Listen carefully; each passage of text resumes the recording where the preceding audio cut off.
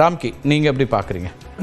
புதிய ஆயுதம் தான், திரும்ப கூர்மைப்படுத்தப்பட்ட ஆயுதமாக இருக்கிறதுனால முதல்ல அப்படி சொல்லிதான் நினைக்கிறேன். அது பழைய ஆயுதமாக தான் இருந்திருக்கு ரொம்ப நாளாக. சரி, இன்றைக்கி நடைமுறை சிக்கல் சார் ஆர்கே சார்னு சொன்னாங்க. இதில் நிறைய ஏன் வந்து அவங்க உடனே அப்பீலுக்கு போனாங்க, ஏன் இந்த அளவுக்கு சென்சார் போர்டு கடந்த சில வருடங்களாகவே சென்சார் போர்டு எடுக்கிற முடிவுகள் எல்லாமே சர்ச்சைக்குரியதாக தான் இருக்குது. அது வந்து பார்த்தீங்கன்னா நிறைய படங்கள் இப்போ சென்சார் கட்டு மட்டும் இல்லை, சில படங்களுடைய திரைக்கதை அமைப்பே வந்து உண்மைக்கு மாறாக இருக்கும்போது அது எப்படி வெளியீடு வந்ததில் நிறைய கேள்விகள் எழுப்பலாம்.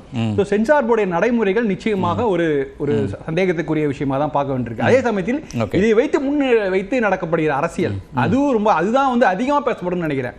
ஏன்னா நீங்க வந்து அவங்க ரிவைசிங் கமிட்டி அனுப்புறாங்க, இன்னொரு போயிருந்தால் கூட, ஏன்னா எப்படியும் படம் ஜனநாயகனை பொறுத்த வரைக்கும் எப்படியும் அவங்க தள்ளி போட அவங்க போஸ்ட்போன் பண்றேங்கிற அபிஷியல் அனௌன்ஸ்மெண்ட் வந்துருச்சு. இப்ப திரும்ப அது வரும்போது ரிவைசிங் கமிட்டி அனுப்பிச்சா கூட 4 நாள்ல கிடைச்சிருக்கும். ஒருவேளை இந்த 14-15 கூட அவங்க வந்து திரும்ப படத்தை ரிலீஸ் பண்ணியிருந்திருக்கலாம். அப்படி இல்லைன்னா கூட அடுத்து வர தேதியில பண்ணிருக்கலாம். பட் அவங்க போஸ்ட்போன் பண்ணிட்டு அனௌன்ஸ் பண்ணிட்டு இவங்க அவசரமாக வந்து திரும்ப நீதிமன்றத்தை அணுகியிருக்க வேண்டாங்கிறீங்களா? அணுகிருக்காமல் இருந்திருந்தால் ஒருவேளை 4 நாள் கூட செட்டில் கிடைச்சிருக்கும். ஸோ எதற்கெடுத்தாலும் ஒரு எஸ்கலேஷன் மோட் போறதுங்கிறது அவங்களுடைய போக்கில் இருக்கு. ஸோ இது ஒரு பெரிய சிக்கல். வெறும் நான் இந்த ஜனநாயகன் படம் பரசாதி படத்தை வந்து ஒரு படமாக அணுகுவதா, வெறும் ஒரு படம், அந்த படத்துக்கு ஏற்பட்ட பிரச்சனைகள் அதனால் அது வேறு விதமாக விவாதம். இதுல ஏராளமான அரசியல் இருக்கு. ஜனநாயகனுக்கு முன்னாடி உள்ள அரசியல், அது ஒரு அரசியல், ஒரு நடிகர் அரசியல் கட்சி ஆரம்பிச்சு வரார் அப்படிங்கும்போது அவருக்கு முன்னாடி உள்ள அரசியல், பராசக்தி சொல்ல வைக்கிற அது விவாத பொருளாக வைக்கிற ஒரு விஷயம். ஸோ இதையெல்லாம் பின்னாடி வைத்து பேசும்போது ரொம்ப ரொம்ப சிக்கலாகுது. ரொம்ப நிறைய கிரே ஏரியா அதுல இருக்கு. அதனால வெறும் அது நிச்சயமாக இந்த ரெண்டுத்தையுமே 2 படமாக மட்டும் அணுகவே முடியாது. சரி, இது ரெண்டுத்துலயுமே அரசியலா தான். அதனால பிரதானமாக நம்ம அரசியல் பற்றி திரைப்படங்கள் அதையும் தானே பேசும். திரைப்படங்கள் அதை தான் பேசுது. திரைப்படங்கள் இதை தான் பேசணும்னு நம்ம சுருக்க முடியாதுல்ல எல்லைகளை. நான் என்ன சொல்றேன், இது வந்து நம்ம வந்து படம் வந்த பிறகுதான் நம்ம வந்து எந்த அளவுக்கு அவங்க எடுத்துக்கொண்ட விஷயங்கள்ல அதான் சொல்றேன். ஒரு சினிமாவா நான் அணுகவே முடியாது. நான் சினிமாவா அணுகுனா என்னுடைய டேக் வேற மாதிரி இருக்கும். ஏன்னா கூலி படம் ரிலீஸ் ஆகும்போது ஏ சர்டிஃபிகேட் கொடுத்தாங்க. வன்முறை காட்சிகள் அதிகமாக யாருமே எந்த விதமான சொல்ல நல்ல விஷயம் தானே. சமீப காலங்களில் வன்முறை காட்சிகள் அதிகமாக உள்ள படங்கள் வருகிறது. அதை வந்து நம்ம வந்து பொதுமக்கள் மத்தியிலே இல்ல ரொம்ப கெடுபடியா இருக்கணும் சென்சார்ங்கிற மாதிரியான ஒரு விவாதம் இருந்தது. ஆனா படம் வெளியானதுக்கு அப்புறம் தெரிஞ்சது இதுக்கு ஏன் இவங்க எஸ்டி கொடுத்தாங்கிற பரவாயில்ல பேச்சு இருந்து. ஏன்னா ரஜினி படங்கள்ங்கிறது எல்லா தரப்பு மக்களும் போய் பார்க்கக்கூடிய படம். குழந்தைகளும் பார்க்காத படம் சொன்னா அது கூலி தான் சொல்ல முடியும். அப்படி இருக்கும்போது ஆனாலும் அந்த படத்தை சம்பந்தப்பட்டவர்கள், அது ரஜினி ஆகட்டும் இல்ல சன் டிவி ஆகட்டும், அவங்க யாருமே இதை பத்தி விளக்கம் தரல. அதை எதிர்த்து எதுமா போல திரும்ப நீதிமன்றம் நாடினாங்க. அங்கேயும் அவங்களுக்கு எதிராகத்தான் தீர்ப்பு வந்தது. அது வருவதை எதிர்கொண்டு போயிட்டாங்க. பட் இங்க வந்து சம்பந்தப்பட்ட தரப்பு எதுவுமே வாய் திறக்கவில்லை. ஆனால் அவர்கள் மூலமாக வருகிற செய்திகள் இதை வந்து ஒரு அரசியல் ஆயுதமாக நீங்க ஜனநாயகனுக்கு சொல்றீங்க. ஜனநாயகனும் சரி, பராசக்திக்கு இன்னைக்கு தான் வந்திருக்கு. நாளைக்கு அவங்க எப்படி அணுகுவாங்க தெரியாது. பராசக்தி செட்டில் தான் நினைக்கிறேன். ஜனநாயகன் வந்து எதிர்கொண்ட விஷயம் வந்து அதை முடிந்த அளவுக்கு அரசியல் ஆயுதமாக அந்த படத்தை எடுத்துக்கொண்டு அதன் மூலமாக ஏதாவது ஒரு பலாபலன்கள் கிடைக்குமோங்கிற ஒரு மோட்டிவ் இருக்கிறதா தான் பார்க்க முடியும். ஏன்னா அவங்க கொஞ்சம் ஏன்னா ஆல்ரெடி படத்தை போஸ்ட்போன் பண்ணிட்டாங்க.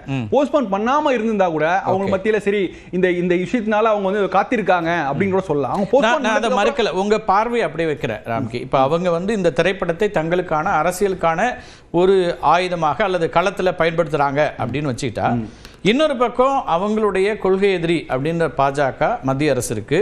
நம்ம இண்டிபெண்டன்ட் பாடினே வச்சுப்போம். இப்போ தணிக்கை வாரியம் ஒரு முடிவு எடுக்குது. ஆனால் இதில் ஒரு ஜுடிஷியலில் இருக்கக்கூடிய சீனியர் மோஸ்ட் ஒரு லாயர் இப்போ அங்கே வந்து அடிஷனல் சொலிசிட்டர் ஜெனரல் லெவலில் இந்த வழக்குக்காக அப்பியர் ஆகிறாங்க. இப்போ அந்த மாதிரி ஒரு உயர்ந்த பொறுப்பில் இருக்கக்கூடிய ஒருத்தவங்க அப்பியர் ஆகிற வழக்குங்கிறது முக்கியத்துவம் வாய்ந்ததாகத்தான் இருக்கும். இப்போ அவ்வளவு முக்கியத்துவம் கொடுத்து இந்த திரைப்படத்தை அல்லது அந்த ஒரு தனி நீதிபதியினுடைய தீர்ப்பை தடுக்கணும் அல்லது அதுக்கு இடைக்கால தீர்ப்பு வாங்கணும்னா அதுக்கு பின்னாடி ஒரு அரசியல் இருக்காதா?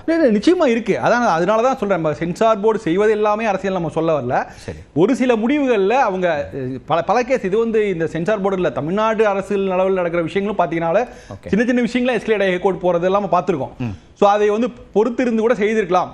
உடனடியாக செய்யும் போது நிச்சயமாக அதில் ஒரு அரசியல் உள்நோக்கு இருப்பதற்கான அனைத்து முகாந்திரம் இருக்கு, அதுல சந்தேகமே இல்லை. பட் இதை ஏன் வந்து தயாரிப்பு நிறுவனமும் வந்து ஏன் அதுக்கான அந்த வாய்ப்பை கொடுத்தாங்க அப்படிங்கிறத என்ன மாதிரி வாய்ப்பை கொடுத்தாங்க? ஏன்னா நீங்க வந்து நான் எந்த இதுவும் பேசாம நாங்க 4 நாள்ல ரிவைசிங் கமிட்டிக்கு போய் பார்த்துக்கிறோம். ஏன்னா ஆல்ரெடி படம் வந்து நீதிமன்றத்தை அணுகியதுங்கிறதே தயாரிப்பு நிறுவனத்தினுடைய ஒரு அணுகுமுறை அல்லது அதை ஒரு அரசியலா பாக்குறாங்க. ஆமா, அது ஒரு அரசியல். ரெண்டாவது அவங்க கொடுக்கப்பட்ட விளக்கம் எப்படி இருக்குன்னா, எங்களுக்கு ரொம்ப பாதிக்கப்பட்ட அவங்க கொடுத்திருக்காங்க, ரிவைசிங் வேற வழி இல்ல. நமக்கு என்னன்னா உண்மையிலே பிரச்சனை என்னன்னு நமக்கு தெரியாது. ரெண்டாவது சென்சார் போர்டு கொடுக்குற விளக்கமும் ஒரு மாதிரி வேடிக்கையா தான் இருக்கு. ஒவ்வொரு மெம்பர் அப்ஜெக்ஷன் கொடுத்ததுனால சொல்றாங்க. நீங்க ஒரு மெம்பரோ 2 மெம்பரோ 3 மெம்பரோ என்டையர் டீம் என்ன சொல்லுதுங்கற விஷயம். சோ ஒரு நம்பர் சொல்றதுனால அதை வெளிப்படையா சொல்ல முடியாது. ஒரு கமிட்டியா என்ன சொல்றாங்க தான் முக்கியம். நிறைய கிரே ஏரியா இதுல இருக்கு. ஆனாலும் இது வந்து ஒரு மிகப்பெரிய அரசியல் பேசல. முதல் கட்ட கருத்தை நம்ம சுருக்கமா வாங்கிடுறேன். கோட்டீஸ்வரன் எப்படி பாக்குறீங்க? ஜனநாயகன் திரையிட முடியல, இடைக்கால தீர்ப்பு வரைக்கும் போகுது. ஜனநாயகன் படத்துக்கு வந்து நீதியரசர் பிடி ஆஷா வந்து ஒரு தீர்வு கொடுத்தாங்க. அதாவது ஒரு வில்லங்கம் நடக்குது, அப்போ இதுல வந்து ஒரு தீர்வு கொடுத்து அவங்க என்ன பண்றாங்க, ரிட் ஆஃப் மேண்டமஸ்ல போட்டு வி கமாண்ட், நீங்கள் கரெக்டோ தப்போ அது இருக்கட்டும், நான் 2 தரப்பையும் கேட்டேன், வாதியை கேட்டேன், பிரதிவாதியை கேட்டு கோர்ட் வந்து ஒரு முடிவுக்கு வந்து இதில் வந்து கொடுக்கலாம். ஏன்னா நீங்கள் முன்முகாந்திரமாக கமிட்டி ஆல்ரெடி பார்த்துட்டீங்க. கமிட்டி பார்த்ததுக்கப்புறம் சேர்மேன் வந்து அவருக்கு ஜூரிஸ்டிக்ஷன் எல்லை வரம்பு இருக்கா இல்லையா அப்படின்ற அந்த இடத்துல நான் பதில் சொல்கிறேன்னு சொல்லி ஒரு தீர்வு கொடுத்துருக்காங்க. இது அதோட விட்டுட்டு அந்த படத்தை ரிலீஸ் பண்ணிட்டு இருந்தா பிரச்சனையே கிடையாது. அதே மாதிரி பராசக்தியை பொறுத்தவரையிலும் பார்த்தீங்கன்னா இப்போ தீ பரவட்டுன்றது வந்து ஒரு ஆபாசமான வார்த்தை கிடையாது. அந்த படத்தில் பார்த்தீங்கன்னா ஒரு நடைமுறையில் பயன்படுத்த முடியாத ஒரு சில வார்த்தைகள்லாம் இருக்குன்ற மாதிரி நான் பார்த்தேன். ஒரு அருவருப்பான வார்த்தைகள்.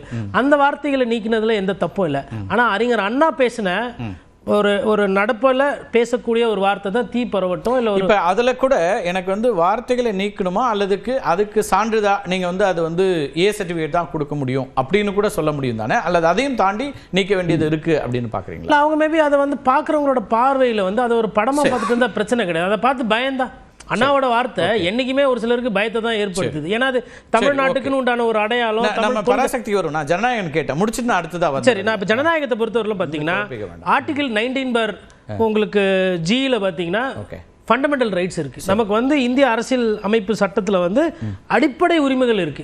இப்போ இந்த படத்தில் வந்து ஒரு கருத்து சொல்றதையோ இல்லை ஒரு படத்தை வந்து ஒரு எக்ஸ்பிரஷனாக பண்றது ஒரு அடிப்படை. அதில் வந்து வியாபாரம் பண்றதுக்கும் நமக்கு வந்து சட்டத்தில் இடம் இருக்கு.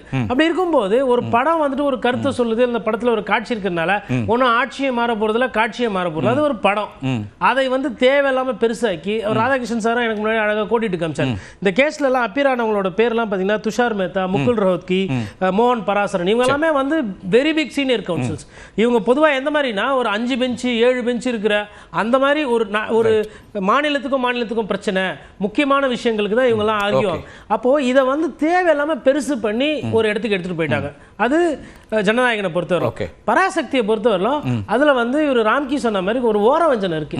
ஒரு இப்ப 20 பேர் இருக்கிறாங்க இன்னைக்கு அந்த கமிட்டியில. அதுல எத்தனை பேர் ஸ்கிரீனிங் பார்த்தாங்கன்னு தெரியல. ஒரு மெஜாரிட்டியா ஒருத்தர் வந்து ஒரு விஷயத்துக்கு ஒப்பிடு வராங்க அப்படின்னா அது அதிகாரத்தை பயன்படுத்தி அமைச்சிருக்கலாம்.